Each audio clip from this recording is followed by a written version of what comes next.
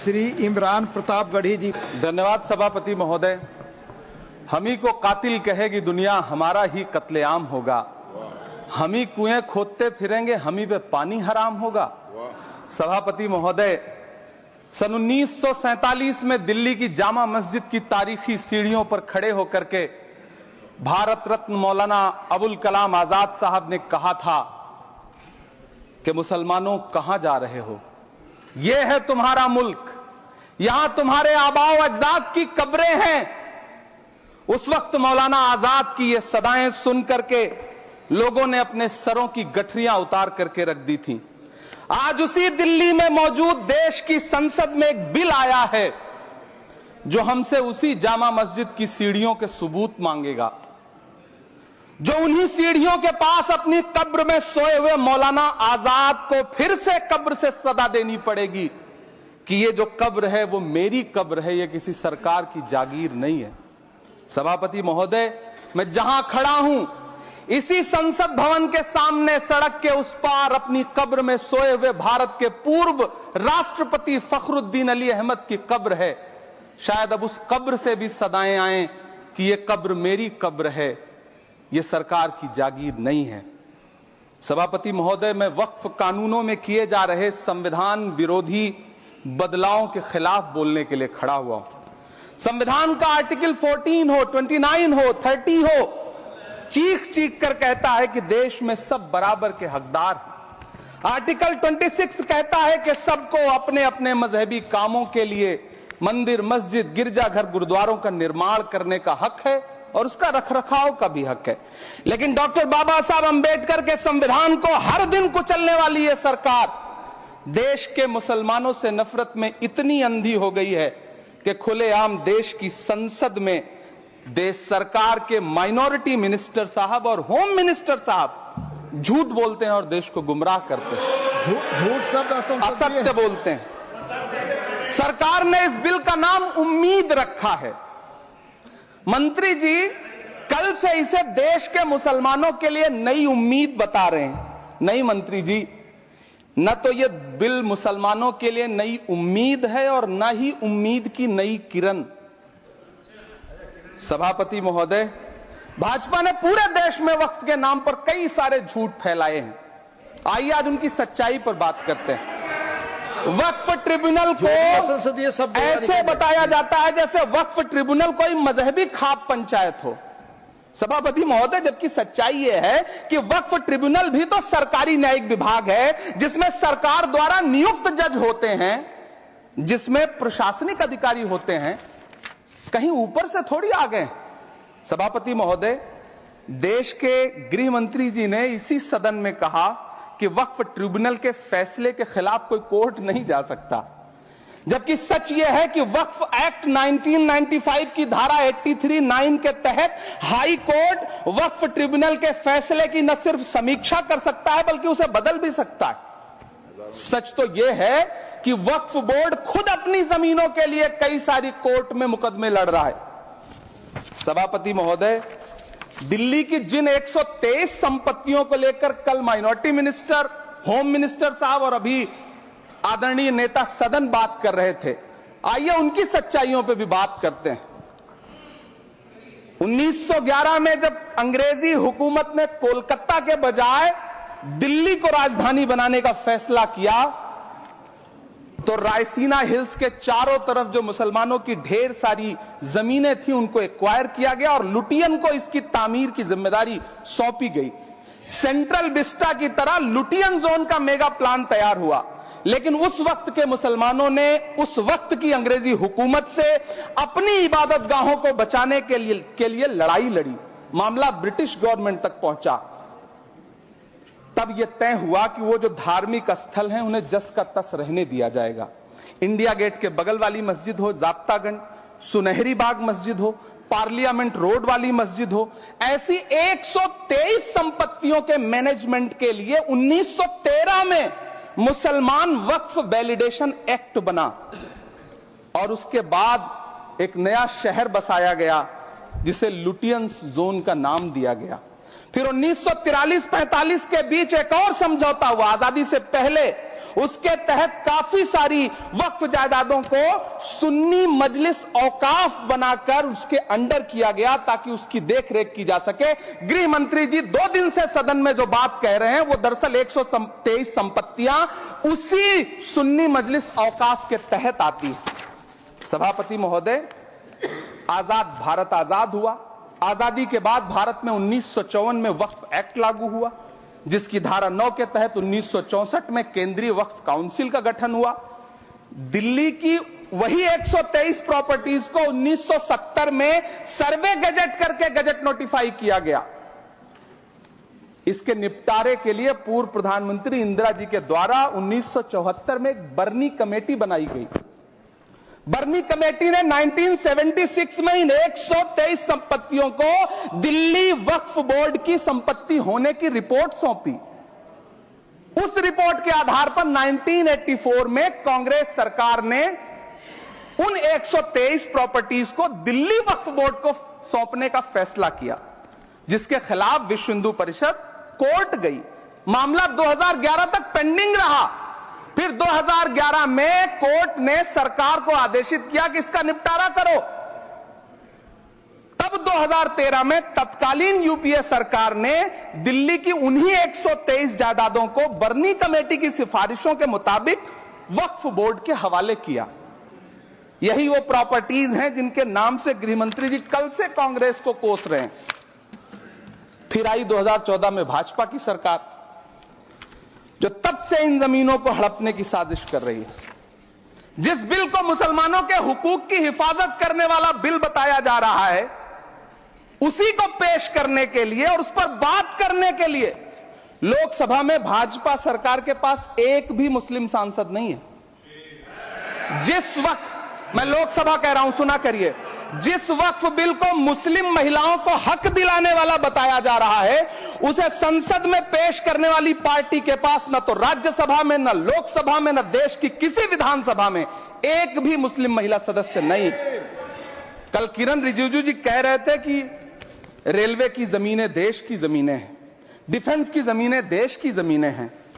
हां मंत्री जी, हैं, बिल्कुल हैं। ये जो वक्फ की जमीनें हैं, ये हमारे पुरखों ने धार्मिक कामों के लिए डोनेट किया है।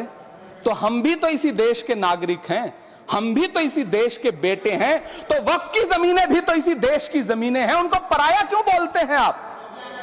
सभापति महोदय, अशफाकुल्लाह खान जब फैजाबाद की जेल में फांसी के फंदे पर झूल रहे थे तो इसी देश की जमीन के लिए झूल रहे थे ना।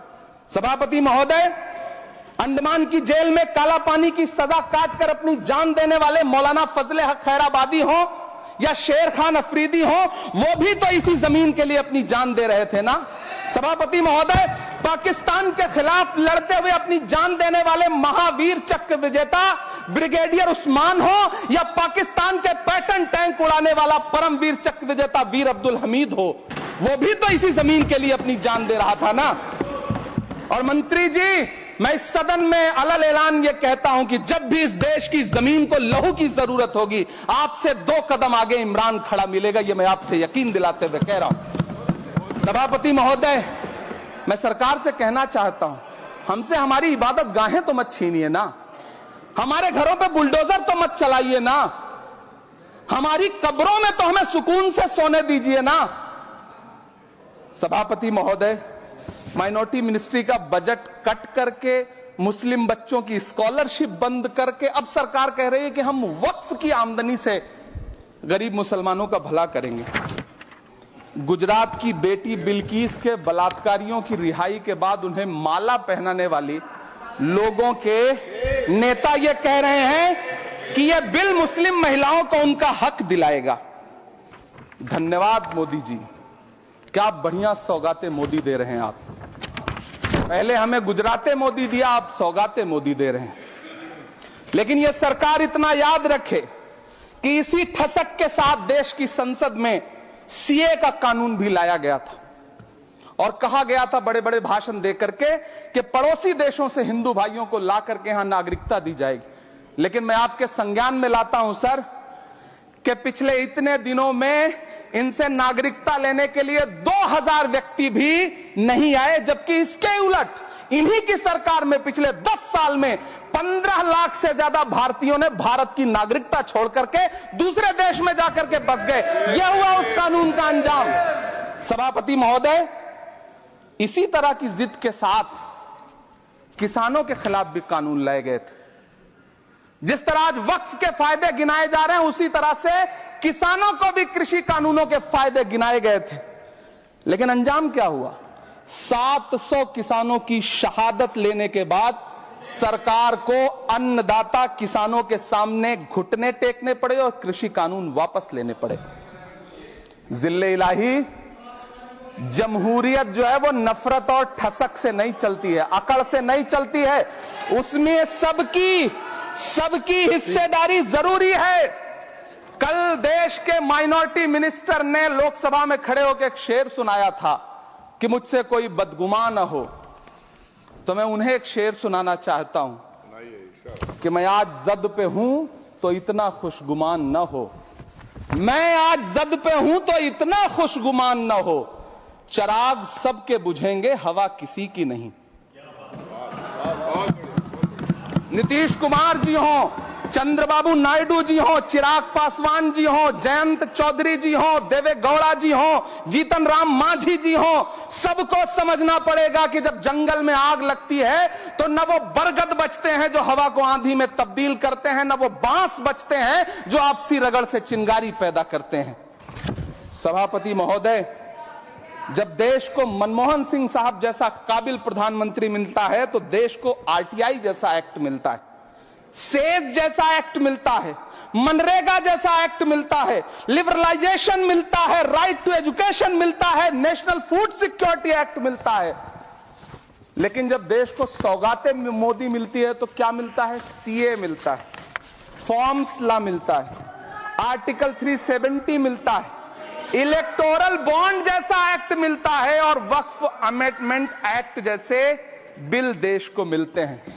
मुझे तो अपने हमवतन भाइयों से पूछना है कि आपको अपने बच्चों की तरक्की, खुशहाली और नौकरी की दरकार है या फिर मुसलमानों की दान की गई जमीनों को लूट कर धन्ना सेठों को देने की साजिश करने वाले कानून की?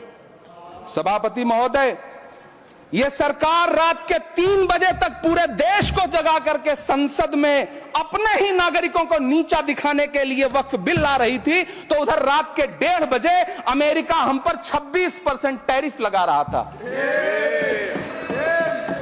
सरकार की प्राथमिकताएं देश को पता। सभापति महोदय, मैं बहुत भावुक हूं आज, और मुझे अच्छा लगा कि आदरणीय नेता सदन जगत प्रकाश नड्डा जी ने बहुत अच्छी बातें भी की, मन से बातें की। क्योंकि उनके नाम में प्रकाश जुड़ा है तो मैं उनमें हमेशा एक रोशनी की किरण देखता हूं। मैं उनके सामने बहुत अदब से यह बात कहना चाहता हूं कि चरागों के सफर में दबदबा हो आंधियों का तो फिर अंजाम जुल्मत के सिवा कुछ भी नहीं होगा। यह दुनिया नफरतों के आखिरी स्टेज पर है, इलाज इसका मोहब्बत के सिवा कुछ भी नहीं होगा। मैं भावुक हूं, मेरी पलकें गीली हैं। अगर देश की एक बहुत बड़ी आबादी को लगता है कि आप उसका भला करने के लिए नहीं बल्कि उनकी इबादतगाहों, उनकी कब्रिस्तानों, उनकी खानकाहों को बर्बाद करने का बिल ला रहे हैं, तो फिर आप अगर समझाने में नाकामयाब रहे हैं तो यह आपकी नाकामयाबी है। पहले समझाइए, उसके बाद कोई बिल लेकर के आइए, तब शायद हम आपका इतनी पुरजोर तरीके से विरोध ना करें। लेकिन सभापति महोदय, मैं अंत में सिर्फ इतना कहना चाहता हूं कि इस बिल में जो भी पॉइंट्स दिए गए हैं, बॉम्सी पोर्टल देख लीजिए, सरकार का झूठ आपको पकड़ में आ जाएगा। हम डरे नहीं हैं, हम सिर्फ सरकार से अपील कर रहे हैं कि हमें अपना समझिए। हम आपके अपने हैं, इस देश के नागरिक हैं और आप ताकत में हैं। संख्या बल के आधार पर बिल हो सकता है आप पास करा लें, लेकिन आपको यह बात समझनी पड़ेगी कि हम तो वो तारीख हैं, जहनों में रहना है जिसे, कागजी पुर्जे नहीं जो फाड़ डाले जाएंगे। जिस जमी पर मैं खड़ा हूं ये मेरी पहचान है। आप आंधी हैं तो क्या मुझको उड़ा ले जाएंगे? आपको यह बात समझनी पड़ेगी।